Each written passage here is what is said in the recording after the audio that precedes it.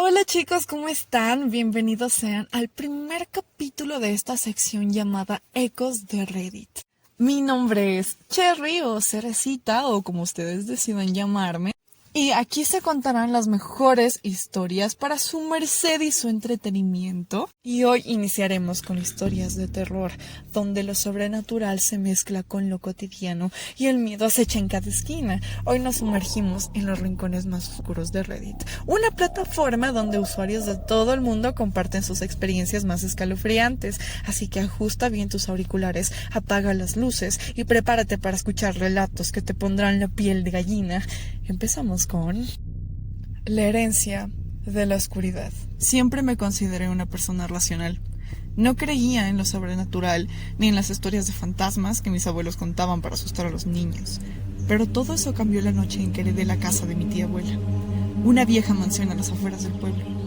Nadie de la familia quería tomar posesión de ella, y aunque sentí una extraña inquietud, el pragmatismo prevaleció. Era una casa después de todo y una gran herencia.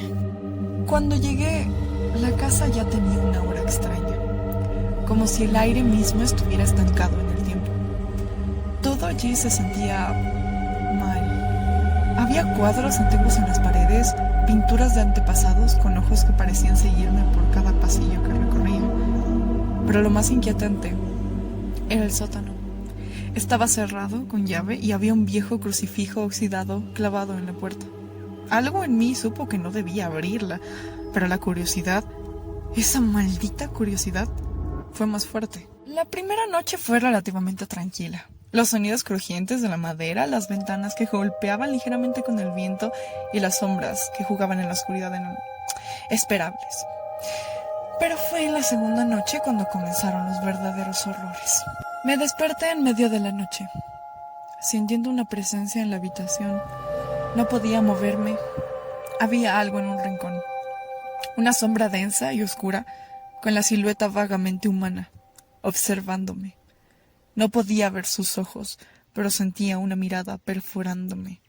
Mi corazón latía con una violencia que casi me dolía. El aire estaba pesado y el olor a azufre llenaba la habitación. Intenté gritar, pero mi voz no salió. Mis manos se aferraron a las sábanas con desesperación, y de repente la sombra comenzó a moverse, lenta, implacable, como si flotara.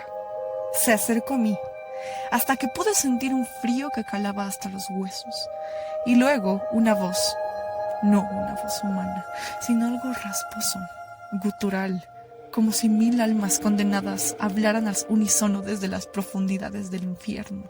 No debiste venir aquí. Al despertar, el amanecer ya se asomaba por la ventana. Todo parecía un mal sueño, pero mis manos temblaban y el olor a azufre aún permanecía en el aire. Pensé que estaba perdiendo la cabeza. Al día siguiente, exploré la casa con más atención. Descubrí que la tía abuela había sido una mujer profundamente religiosa, casi obsesiva con la religión, y que había pertenecido a una secta extraña que veneraba la vida después de la muerte, pero no de la forma habitual.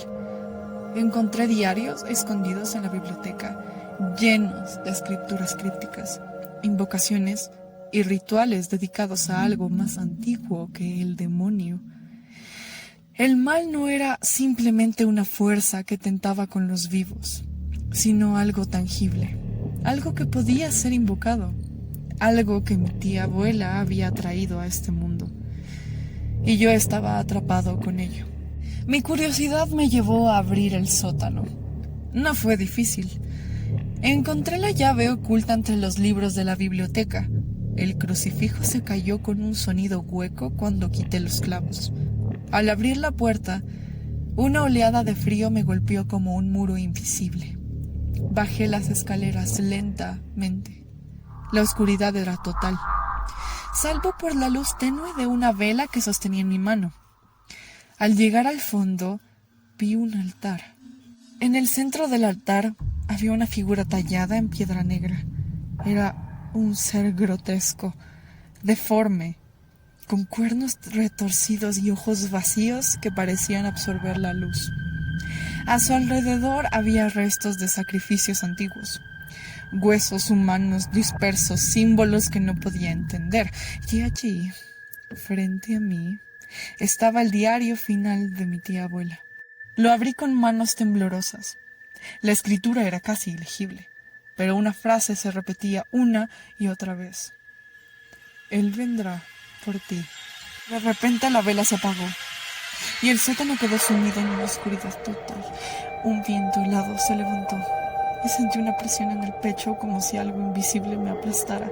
Intenté correr, pero mis pies no respondían y el suelo temblaba bajo mis pies y pude oír un susurro creciente a mi alrededor, como si 1000 voces hablaran al unísono. De repente la vela se apagó y el sótano quedó sumido en una oscuridad total. Un viento helado se levantó y sentí una presión en el pecho como si algo invisible me aplastara. Intenté correr, pero mis pies no respondían y el suelo temblaba bajo mis pies y pude oír un susurro creciente a mi alrededor, como si 1000 voces hablaran al unísono. De repente la vela se apagó y el sótano quedó sumido en una oscuridad total. Un viento helado se levantó y sentí una presión en el pecho como si algo invisible me aplastara. Intenté correr, pero mis pies no respondían y el suelo temblaba bajo mis pies y pude oír un susurro creciente a mi alrededor, como si 1000 voces hablaran al unísono. Vida tras la muerte no es lo que espera. Entonces lo vi.